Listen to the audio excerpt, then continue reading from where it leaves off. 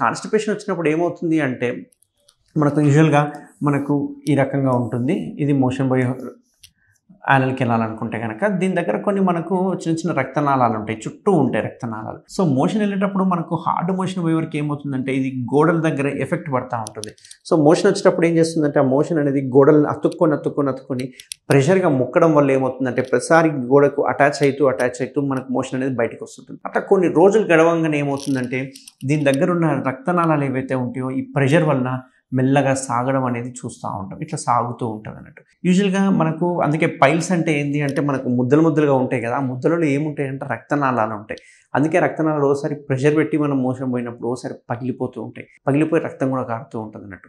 So, ఈ motion పోయే ద్వారం దగ్గర ఉన్న రక్తనాళాలు సాగడాన్ని పైల్స్ అంటాం అన్నట్టు. ఈ పైల్స్‌లో నథింగ్ బట్ రక్తనాళాలు ఉంటాయి. సో, ఈ రక్తనాళాలు ఎక్కడి నుంచి వచ్చినాయి అంటే ఈ గోడలో ఉండే రక్తనాళాలు ఇట్లా సాగుతూ కిందకి వస్తూ ఉంటాయి. అందుకే యూజువల్‌గా ఈ పైల్స్‌లో మనకు 4 రకాల పైల్స్ ఉంటాయి. గ్రేడ్స్ అంటాం కదా!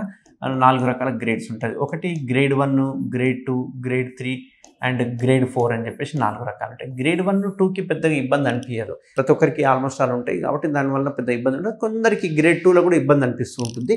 బట్ గ్రేడ్ 3, గ్రేడ్ 4 మాత్రం మనం కొంచెం ఆలోచించాల్సిన అవసరం ఉంటుంది. అండ్ దీనికి ట్రీట్మెంట్ కూడా బాగా అవసరం పడాల్సి వస్తుంది.